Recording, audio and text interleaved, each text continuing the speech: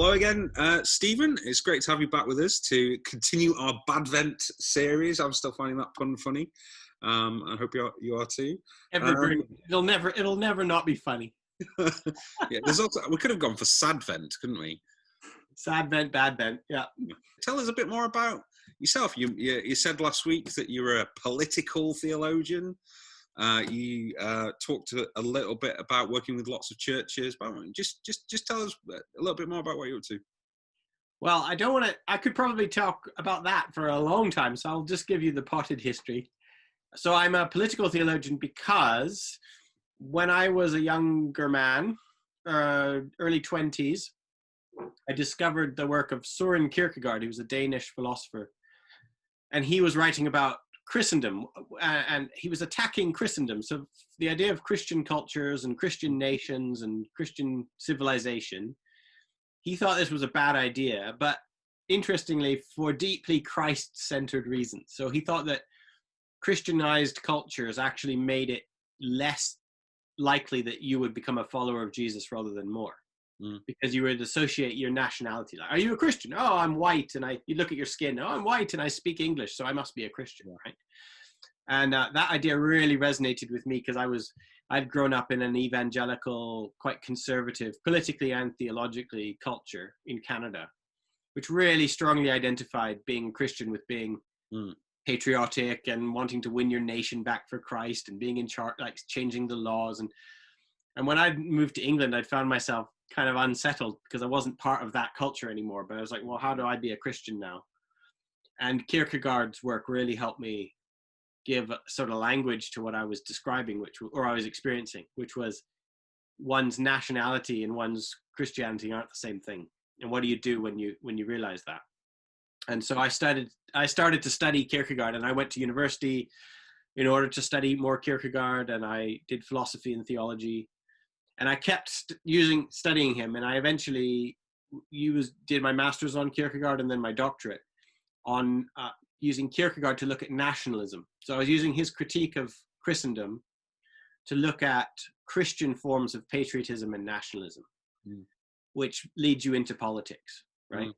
Yeah, of course, at some point in history, people began to separate the two ideas that like religion as a thing in itself and politics as a thing in itself, and that those were really dealing with different spheres of life, but that's not the vision of the New Testament. I mean, not only was that not the case in the New Testament, that there was a difference between religion and politics, it's not the case now either, even though we talk about it. There is no, as soon as you start to follow Jesus in any meaningful way, you instantly will have an impact on the people around you, which is political. There's a social, political implication on following Jesus. And you cannot not be political. You might not be it might not be that you vote for the red team or the blue team. It doesn't mean that, but it does mean like there is no aspect of following Jesus that doesn't have some implications for your wider life and the way you relate to other people. That's political. So that's what we're looking at. Yeah, great stuff. And if people are short a Christmas present, you've published a book on Kierkegaard that they could get. Yeah, I did. I wrote a biography of him a while ago. I've actually got a few copies. If you, instead of buying them from me, send me an email, because rather than give Amazon some money, I'm happy to sell my book. I wrote a history book as well, a history of Christianity. So I've got a couple of books that I've written which kind of put some of these ideas into the page. Yeah.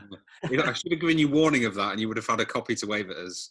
I'm not a very good self promoter kind of guy, but anyway, yeah, I did write a biography of Kierkegaard because I think his life was really interesting. So, Revelation. We really enjoyed the conversation last week, and one of the things that we said was we're going to say, you know, this apocalypse it can be really confusing. It's full of really dense imagery. It's a kind of mashup of quite a lot of Old Testament stuff, Daniel, Zechariah. Yeah, right. Loads of it just kind of poured into a blender and given new meaning or recovered old meaning. But one of the fixed things, one of the clear things is that it starts with a really obvious audience, and it's the revelation of Jesus to given to an angel, given to John, given to seven churches. Yeah, right. Which is interesting in itself. 7 churches, because 7 is a big thing in Revelation. 7 churches in what today we know as Turkey, Asia Minor, it would have been known as then, and they have a kind of geographical proximity, and even listed in a circle, isn't it? That you know, that almost the person that would read this prophecy out, it would be given to some traditionally called a lector, and they would go around and read it to the different churches. Yeah, it's funny, isn't it? I mean, there are some places in the New Testament, you got to watch out for them. Sometimes you can find out where Christians lived. Sometimes you're even given their street address. Go on. Well, there are some points, you know, when you hear about Simon the leper who lived above the tanner's house or whatever. Right, yeah. Oh, right. If we had been reading that book at the time of it being written, we could have walked to that house. We could have found it, you know. And here we have these 7 churches. And yeah, sure, 7 is a symbolic number, obviously. But it also really was 7 churches that you could ride a horse to. Yeah. And each of these cities was about a day's ride away from each other. Yeah. And it's a real thing. I mean, do you think that those were 7 real churches, but also that the question there was, the point there was a little bit strategic? That the work that the number 7 does there is, for John and his listeners, hearers, readers, that was about completeness. That was about this is 7 specific churches, but in Jesus' message to these churches, he's talking to the whole church. Exactly. So it's kind of like 7 is when you hear the word 7 or the number 7, your little heart pitter patters and your imagination starts to vibrate, and you think, oh, that's the number of completion and perfection. So when John highlights, or the angel highlights 7 churches, they are real churches that you could ride a horse to, but they also are, you're right, it's signaling, I'm about to tell you something that is for the complete whole church as well, or the fulfillment of the age. It's more than even the church. And I know that we want to talk a little bit about what happens to the word church in the book of Revelation, but it's more than just. So the reality is that the physical reality is that there's these groups of followers of Jesus huddling, sometimes even huddling in secret, or living close to each other and meeting in people's homes. They're either utterly ignored or they're under persecution. And that's the kind of physical, visible reality. But John's apocalypse is also telling you about, like, hey, Christian, you might be huddling in a cold stone basement room so that your neighbors don't watch, but you are also participating in a grand cosmic drama, and you are heirs with the ruler of the universe, and you are the completion of this age, right? So he's telling 2 stories at the same time. Yeah. It's a bit like saying, don't think that what you're looking at right now is the whole story, because actually there's a whole war in heaven happening right now, and you have a part to play in it. And and there's an interesting question, if I can articulate this, is like, we now have a consciousness as Christians, people who are part of a church. We have usually a local body of believers that we belong to, and that's called the church, and would be called in New Testament Greek the ecclesia. But we also think of the universal church. We might think of churches, I think of churches in Greenwich and the kind of sense of partnership that we have to a greater or lesser extent with some of those, and a shared focus and a shared mission sometimes. What was the kind of consciousness at that point when the word ecclesia, which was the Greek word for church, when that was used? Were people thinking mainly of the church in, for instance, Sardis, or what was there, that kind of expanding consciousness of this? We're a people that somehow belong together, even though you're over there in Rome and I'm over here in Ephesus, and someone's out. It's much more. This is where being a political theologian really helps, because you start to notice when the early Christians cast around for words to describe themselves, when they talk to themselves about themselves, the words they drew from were not actually quote unquote religious words. the words they used to describe themselves were all much more to do with what we would recognize as political. So they didn't think they were starting a new religion. They thought they were part of a new kingdom. Mm.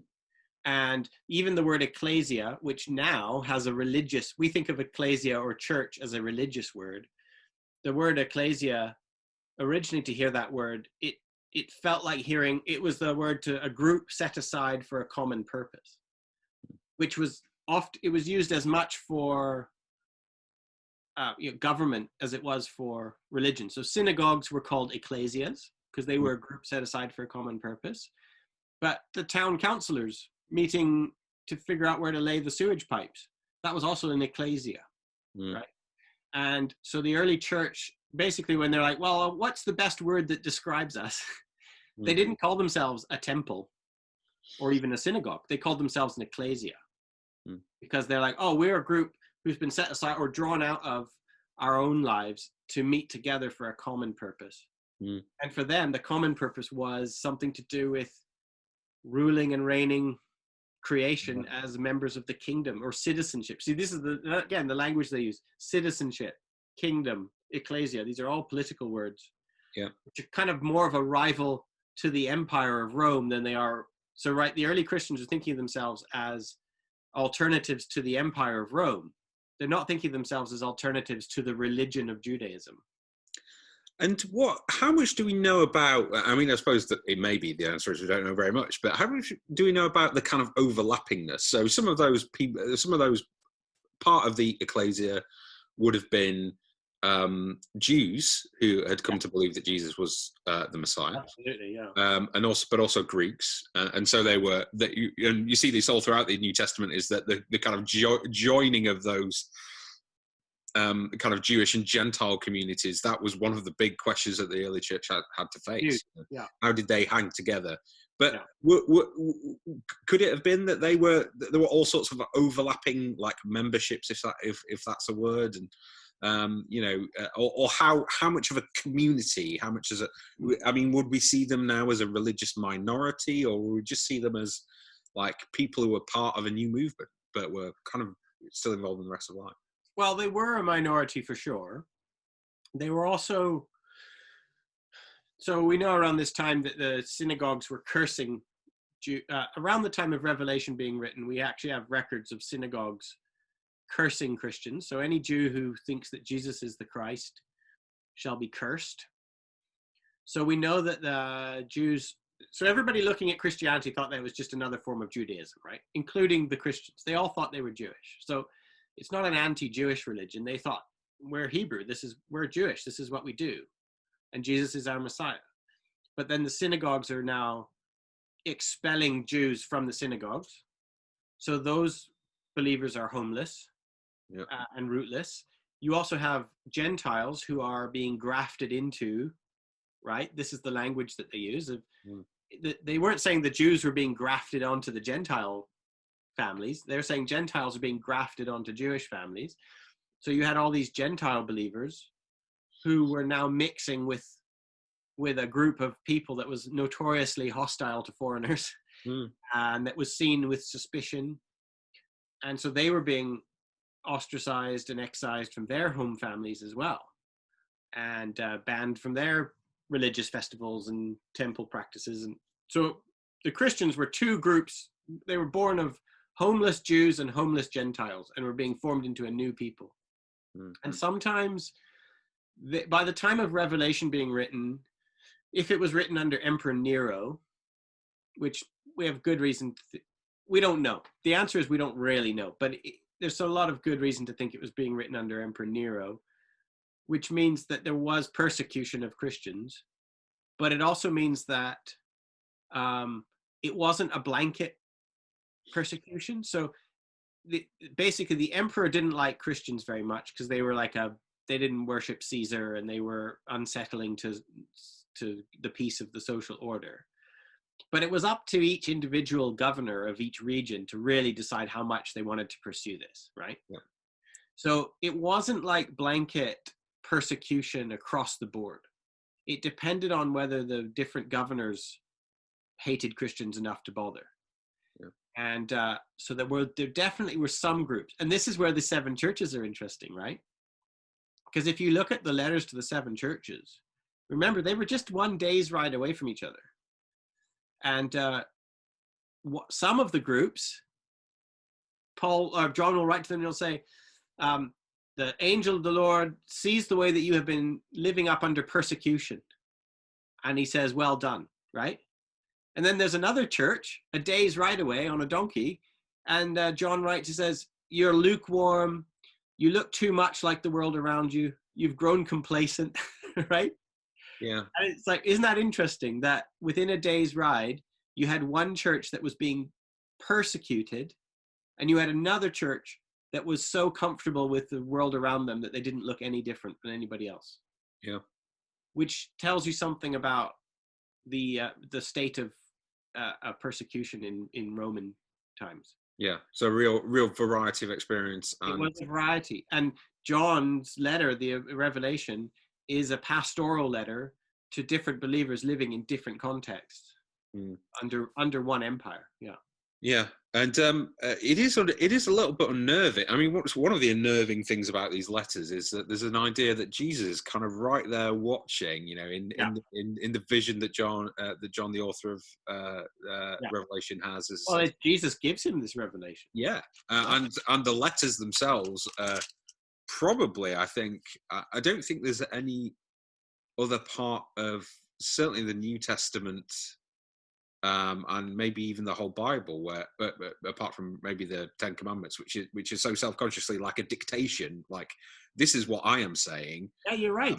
And that's true. So, there's no other book in the New Testament which claims it's Jesus's own revelation to the churches. Yeah, that's a good point. And also to the leaders of the churches, there's this idea of lampstands, 7 lampstands representing the churches, and then stars representing the angels, or which most scholars understand as leaders of the churches. As a church leader, I find it a bit unnerving that Jesus. Yeah, any mention of stars is going to be vibrating with imagery of authority and ruler. And so when you shine like stars in the universe, Paul says, he's saying you are like leaders of the universe, right? He doesn't just mean you're so bright and happy that everybody likes looking at you. He's like, oh, you shine like stars in the universe. You are like the leaders, the hosts in the heavens. And then the lampstands, again, the shining. So a lot of what Revelation is doing is drawing from that Hebrew tradition and mindset. So even though the audience isn't going to be primarily Jewish necessarily, they're going to be Gentile Christians who have adopted or are seeing themselves as part of the story of the Israel. And so the temple, the lampstands, and all the numbers, and a lot of this stuff is Jewish traditions that are being reappropriated or part of the storyline that John is putting his people in. I think we just have to say again, like, we are never going to understand the book of Revelation. There are just whole swaths of it that are lost to time. And I would even say that probably even when it was written, it was mysterious. Like, I don't think it's being presented so much as an obvious one-to-one correlation. I think even when it was written, it was being presented to the people in that it's trying to like knock them out of their normal way of looking at things. It's a book that's meant to kind of unsettle you and give you a swirly sense of like, where am I? And so I think it was, in a sense, mysterious even from the start. And I don't think if your goal is to uncover every single meaning of every single imagery in the book of Revelation and tie it all up in all the loose threads tied up into one big neat bow, it's just, you're going to fail. Because I don't think it is possible, and I don't think it ever was possible. I don't think we're then treating the book with respect. The revelation of Jesus, I think, is meant to leave you unsettled. Yeah. So if you read it and you aren't unsettled, or if you try and turn it into something that's not unsettling, I think you're missing the whole point. So we're dealing with an experience. So we call it a book, but maybe it's a very experiential book. Yeah. Which is why I said in the last one, didn't I? Like, pay attention to the worship of it. Yeah. It's a worship text as well, and Yeah. So if you treat it like a maths problem, then you're missing the point, really. If you treat it like it's a code to be decoded. Yeah. Which not to jump ahead to next week, but one of the things I want to talk about then is the kind of temptation to timeline everything in it, and Yeah. there is almost what one idea about Revelation is that it's repeating and doing kind of jumping back and forth, even to the extent that there's a kind of linear sense of time. Then it's jumping all around it, and Yeah. or maybe circling around particular parts, and so. Yeah. It does seem to be telling our lived experience, but in different ways. Hmm. So it does jump around in time, and it tells the nativity story or the creation story, or it talks about the end of the world, as well as describing the present. So one of the things it's doing is it's telling we talked about this last week, but talking about how it's saying to the believers, like, you're living in the end of an age right now. Like, it really is the end of whole ruling regimes are coming to an end, and new ones are emerging, and this is part of why the church disappears, because the word ecclesia, which is the group set aside for a common purpose, it disappears from the book of Revelation for a time. And instead what you get is mention of the witnesses or the elders, or that's the language that gets used, and those are all language to do with the court and ruling and authority. And it's like the people who are huddled together in their little rooms are now saying, you don't think of yourself as set aside anymore. You're actually now sitting in the throne room. And you're presiding over the end of one era, and you're watching for the beginning of a new one. And you are present when this is all happening, and you're the witness to it. And so that's the kind of imagination space. That's really. I never quite thought of it like that before, because they're in the middle section of Revelation, they're being described more in terms of their function than their kind of immediate social reality. Like witnesses is one, army is another. All these kind of various pictures and images of people who follow the Lamb. But we'll get onto that in a minute. While we're still on the letters, which are these. So anybody that wants to read the letters should go to 2 and 3, chapters 2 and 3 in Revelation, but also read 1, because that's where the whole thing kind of opens out. I've just got a few observations. I'll throw them out, and then you react to them. One is that it strikes me that the language of being alive and dead, or life and death, is like really it's not in every letter, but it's in a lot of the letters. And language like the tree of life, reputation for being alive but you're dead. There's even what the only named person in the whole book apart from John, Antipas, is named as a faithful witness who was put to death in Pergamum. So there's lots of kind of life and death stuff happening. There's lots of kind of, even before we get into the real kind of crazy imagery in the middle and later chapters of Revelation, there's lots of kind of very elusive or cryptic references, things like the seat of Satan or the synagogue of Satan, or references to Jezebel and Balaam, a group called the Nicolaitans, who John has a real grudge against. But so what are some of these things about? Well, I mean, some of these things like the Jezebel. Well, Jezebel is a callback, or it's meant to show there's some reference to the story of Jezebel, who is a prophetess, who's prophet of a false god and that kind of thing. The Nicolaitans were a secret. I can't remember if we know how much we know about them. There was some sense that they were holding, perhaps they were holding orgies. They were some, how there's these groups in the New Testament you meet who are like using the Eucharist and the communion and the love feast, but they're taking the love feast to some extremes that perhaps we wouldn't do today. There's a lot of that kind of activity, actually, and you come across that a lot in the New Testament, in the letters of Jude and First Peter as well. And the Nicolaitans might be one of those groups. And there's this idea that they are all these groups that are living as like a law unto themselves, so they feel like they've been so set free from the old traditions and their old lives, being Gentile and Jewish, that they're now free to, they've been given the secrets of the universe, and now they're free to make the laws themselves. And all of the things have to do with authority again. So all of that language has to do with being a law to yourself or using the power that you now have badly. Because if you're now a witness to Jesus and you're part of his throne room, you're part of his ruling and reigning, you are now an empowered person, and some empowered groups are using their power badly, right? So Jezebel and the Nicolaitans, they're groups who have used their power to be a law unto themselves. And the synagogue of Satan and the where Satan has his throne, that kind of language. Again, Satan is the spirit associated with the rule of nations, the prince of this age. And the temptations of Satan in the Gospels, they're always connected to power, to Jesus's use of power. So Satan isn't just like the little demon who's sitting on your shoulder tempting you to lust or to steal. Satan is the demon sitting on your shoulder tempting you to rule and to dominate and to be a power unto yourself. That's where Satan is associated with, right?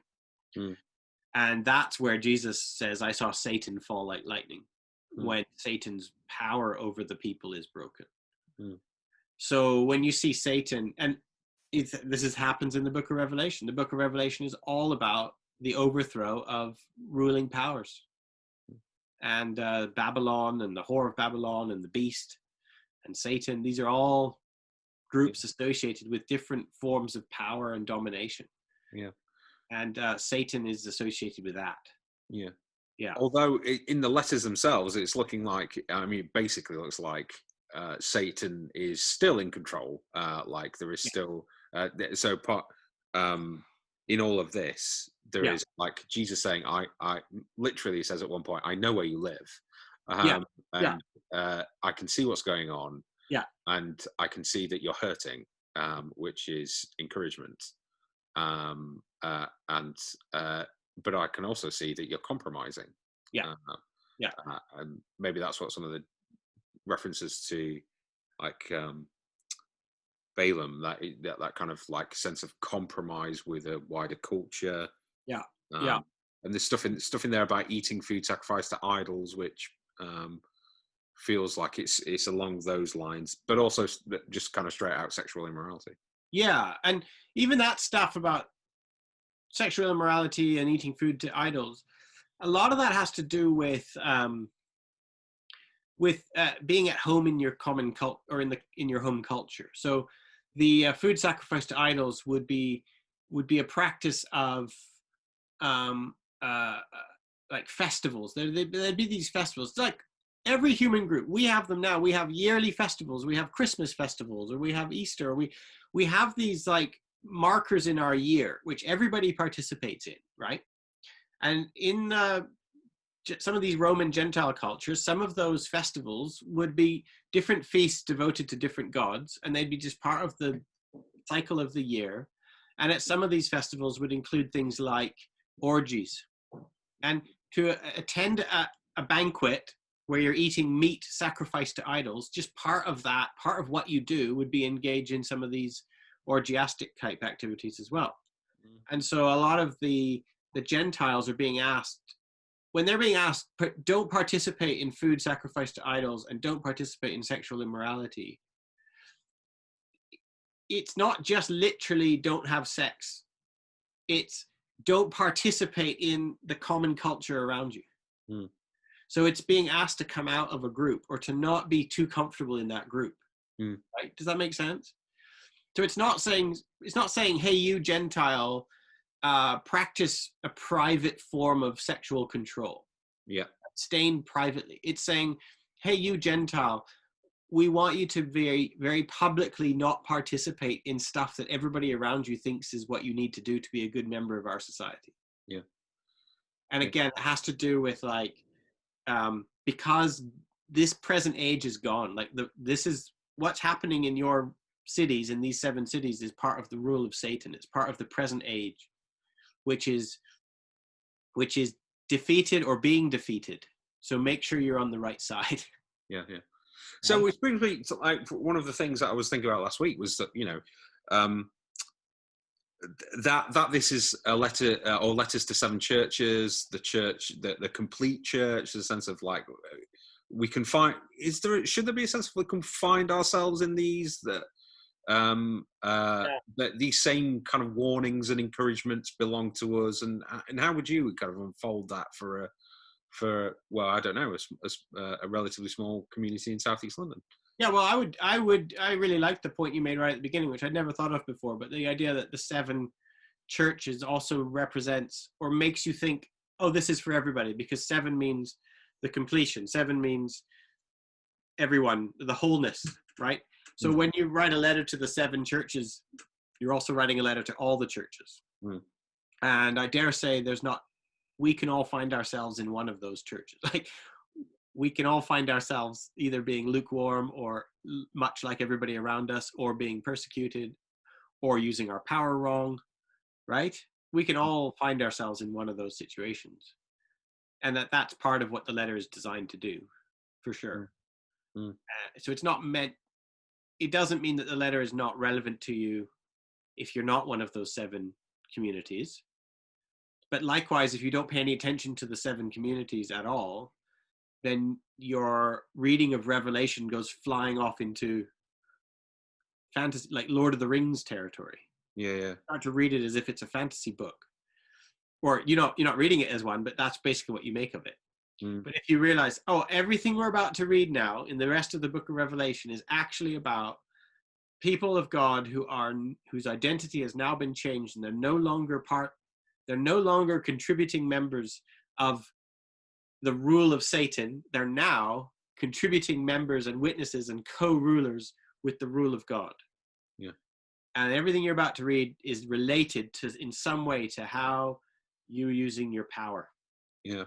Was it that interesting reference to, I think it's the first church in Ephesus, and it says to him who overcomes, and overcoming is a really important theme in the whole book of Revelation, but that they'll be given the right to eat from the tree of life, which is, of course, an image from Genesis, but that's an image that appears at the end of Revelation. Exactly. So it's almost like this letter tethers all and says, like, okay, let me show you how it's going to be, that somehow you're going to overcome and have victory and experience life even though there's death. And then John goes through this comprehensive set of visions and images that kind of unfold some of that somehow. I mean, we should talk about the word witness here. Or always the identity of the believer is a witness, which sometimes in English we translate this word as martyr, right? Because originally the word for witness was martyr. But when the book of Revelation was being written, they don't necessarily mean somebody who dies for their faith. That's just what we now think. But because originally a martyr was just somebody who stood as a witness to something, or was an ambassador, like would be somewhere representing their king, or they were the ambassadors of something, and they would stand and witness to the thing they were representing, or they would stand and observe on behalf of the person that sent them, right? Yeah.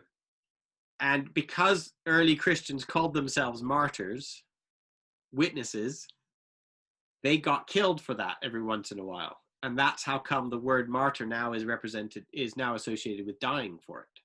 Yes. But that's not originally what it meant. It didn't originally mean go out and die for Jesus. It meant go out and witness to Jesus. But in witnessing to Jesus, a lot of Christians started to die. But the original thing is, it's very similar to, think of how the Apostle Paul says, put on the whole armor of God, and once you put it all on, stand firm then. Yeah. And it's very similar to what you just said. The church in Ephesus is because you overcome, or because you weren't overcome. The idea is that you're standing firm. Yeah. It isn't actually imagery of like fighting. Yeah. It's imagery of being ready to stand your ground and witness to things, and don't get swept up or swept away. Yeah. Yeah. And that's what happens to always in the book of Revelation, that the Jesus people are witnessing what's happening. They're not participating in it.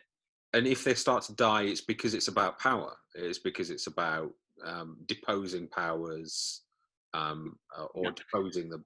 Well, think, okay, if a martyr is an ambassador, or if a witness is the one who's representing the one who sent you, well, Jesus sent you.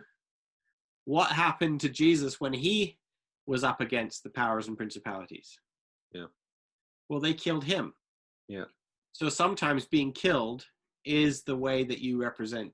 You literally are representing Jesus to people when you get killed by the powers as well. Yeah. We should finish this conversation in a moment, Yeah. By asking what that might mean, like to witness to Jesus now, and what implications it might have, which is a huge question.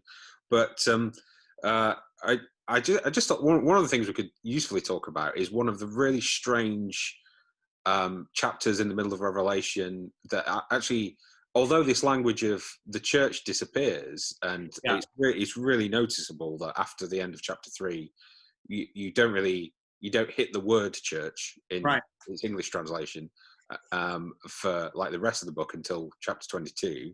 But there are witnesses, and in chapter 11 there are 2 witnesses, and there's this really kind of strange story of 2 witnesses who do this work of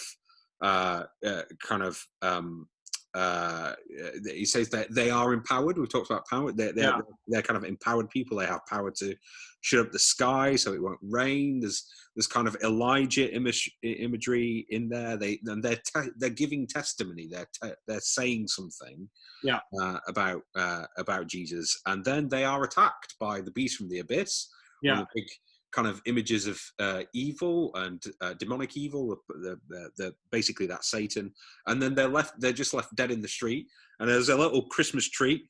The inhabitants of the earth, it says, are so happy that they've been killed that they celebrate by sending gifts to each other, and because the prophets had tormented them, like with their testimony, it had been a torment to them.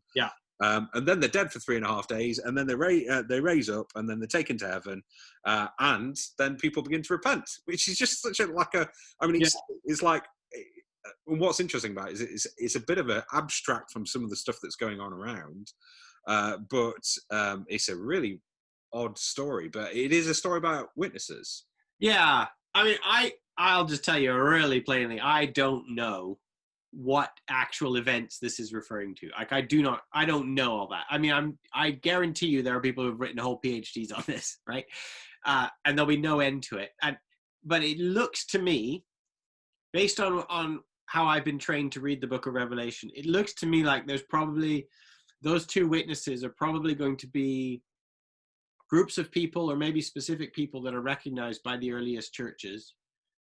And it's telling the story of well-known people who have stood against some of these forces, these powers and principalities, the beast, the markets, the army, the religions, like all these kind of invisible forces, all the forces that killed Jesus, basically, right? That kind of, the way of the world is being described in monstrous biblical demonic language. And the way of the world is described as the beast and all this. And there's these witnesses who are standing against the way of the world, and they are treated the way Jesus was treated. They are killed, and then they rise again 3 days later. Think of how in the book of Gospel of Matthew, when Jesus is crucified, there's an earthquake and all the dead come out, and here there's an earthquake associated with the death of the witnesses. It's like John is drawing a parallel. He's saying, look, the things that are happening to us right now, that happened before. It's part of the same story. Every time a witness for Jesus is killed, it's like we have now delivered a death blow against the powers and principalities, right? So when it looked like Jesus was failed, it looked like the witnesses have been defeated, but actually this is a death blow against them. And it's actually going to be the beginning of the end of these powers. And he's telling that kind of story, but I don't know the exact, and I don't know if we ever will know the exact parallels between who these witnesses were. Well, one of the interesting things about the witnesses is that they are described as 2 lampstands. So given that the churches are described as 7 lampstands. It's not something we can kind of draw a hard line, but there's almost a you know, might John even be talking about some of the churches that he's, or might the vision be about some of the churches he's already addressed? Yes. And Yeah. said, like, there is, and he says to one of the churches explicitly, your faith will be tested. I think it's the church in Sardis. Yeah. And you'll be imprisoned. Yeah. And I did wonder whether it was just even a kind of explicit kind of under the counter message to two of those church, or maybe not two, or maybe there's just a sense of it might be that.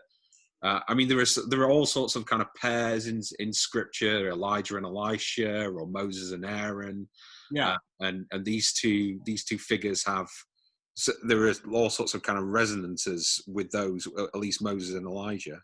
Yeah, I think there's some, she's saying we're part of a bigger story. There's a lot more going on. Like Sardis, you might think that you're just a little group being persecuted, but actually you're one of the witnesses that are standing like a lampstand in the Holy of Holies. And the lampstands were these were the, if you think a lampstand in the Holy of Holies is bearing witness, it's standing there, it's constantly illuminating. It's also like a star shining in the universe. Like the lampstand is meant to represent one of the hosts. The Lord is the Lord of hosts. The hosts are stars who are semi-divine creatures who are given authority over the world. And now the book of Revelation is going, church, you are the stars. You are the lampstands. You are the ones in the Holy of Holies right now. And so he's just changing their identity, which I think we could take a practical, like today, I imagine we could say, you know, if you're feeling like beleaguered or put upon or ignored, or if you're treated with contempt or indifference, I know that with one pair of spectacles on, it looks like you are a loser in this life. But put on a different pair, put on a book of Revelation spectacles, and you might see that you being ignored or treated with contempt by the world is actually part of the cosmic battle that's happening between one way of life that is bad and demonic and another way of life that is bringing life to people, and that you've just now clashed. And that being rejected by a sick and broken and evil world is not actually a bad thing at all, which is make you a loser. But it is so counterintuitive. It is, and when we agree with it in theory, the feeling of I mean, we talked last week about like how in the West we really don't experience much of what John is trying to encourage his churches through, but at the same time, even the image that there is this is part of God's plan, and this is part of being a follower of Jesus, and this is also part of what is good for the world, like that Christians suffer, because even saying it is an odd thing, but at the end of that chapter 11, people start to repent because they've seen this, and it's actually the suffering and the vindication of these two witnesses that make a difference, where the judgments, where the fiery judgments and the earthquakes and the mountains being thrown into the sea and all that kind of stuff, people don't often people don't respect. They just don't repent. The people don't repent because the two witnesses gathered together their resources to fight the law of the land in order to change the law in their favor, or because the two witnesses kept their Christian witness silent so that they could get into position of power, and then one day when the time was right, they revealed their true identity and they changed the laws of the land for the good. Like the people don't repent because the witnesses took control of the nation. The people repent because they saw the witnesses die. They saw the world kill two good people. And that leads to the repentance. And that's exactly what happens to Jesus. And that's where in Colossians 2, it describes that at the cross, the powers and principalities were exposed to open shame. Yeah. And that's precisely what Book of Revelation is talking about. And like so many of us today, we sense that we're about to be persecuted. And so we throw all our energy into like becoming accepted or acceptable.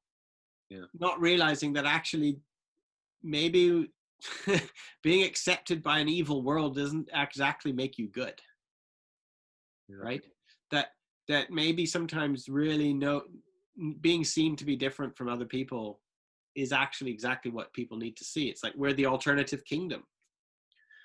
But a lot of Christians today put all their energy into making sure that there's no difference between their kingdom and the kingdoms around them. They're not an alternative to anything. They're just bullies. They're just bigger, louder bullies than the other bullies. Yeah. We're scared of being witnesses. So, and this is both the money question and the question on which we ought to conclude. This is always a slightly unfair thing to do to someone, to say, just give me a practical example, or but I'm going to do that anyway. I'm really interested in what faithfulness. So for the churches in Asia Minor, in the whatever part of the first century that John was writing, that faithfulness for them might have meant not eating food sacrificed to idols. Right. And that might have produced a real kickback because they're kind of differentiating themselves from the rest of their community. Yeah. Clearly, that's not something that is going to massively distract us right at this moment in time. But yeah, I mean, if we could think of an instance of what is our task in the here and now, if Jesus is amongst us saying, "I hold this against you. This is your compromise. This is what you've got to do to be faithful." I mean, I don't want to annoy. Do it. I think it's patriotism. And I think that the Gentiles being asked to eat food sacrificed to idols, or when they eat sacrifice to idols, or when they have their sexual orgies, they were actually showing a form of patriotism. And they're being asked, don't identify your hopes and your dreams and your identity with your home culture that you were born into. Come out of that. Show that you have a different allegiance. And I think today that that's something very similar. We have lots and lots of Christians who think that patriotism is a virtue. Yeah. And they think that their role in life is to be like, make their nation, well, look at America, make their nation great again. But like we have this here in the UK too. Like the idea that your role as a Christian is to make your nation the best nation it can be. You overly identify with the hopes and dreams of your home country. You participate in its wars. You loudly, enthusiastically support it when it kills other nations and all this kind of stuff. And by refusing to identify yourself primarily with your nation, by just not being patriotic, you're actually a lot closer to what the New Testament was doing than you might think. And you're being drawn out of. And when Jesus said, I'm going to make disciples of all nations, he didn't mean I'm going to turn different nations into Christians. He meant you're going to come out of your nation. That's where you get disciples, is when they are drawn out of their nations. And I think that would be something there, that if you think about how patriotism tells you not only does it tell you who you're allowed to kill or not, right? It also tells you who's allowed you to spend resources on, who's worthy of your resources, who's worthy of being married to, who's worthy of being allowed to live in your land. Like there's a whole lot of things that come with the logic of patriotism, which is all about kind of, this is for us and people who look like us, and it's not for you. And I think that kind of attitude is one of the ones that Christians are being asked not to do. And when they're asked not to do it, it causes offense to the powers and principalities. So I think that'd be one of them. Yeah. Great answer. Thank you. And I'm just about to be mobbed by children, I think, are on the way in the door. So thanks, Stephen. And we'll finish our journey next week. Oh, it's going to be fun. What are we doing next week? Here's a preview. We're looking at the kind of idea of time and history. Okay, I think that's the big question that probably people are wondering about. Of kind of where do we locate ourselves in this story? Oh, good. Well, I hope you go well with your reading of Revelation, and I look forward to talking to you next week. Thanks, Stephen.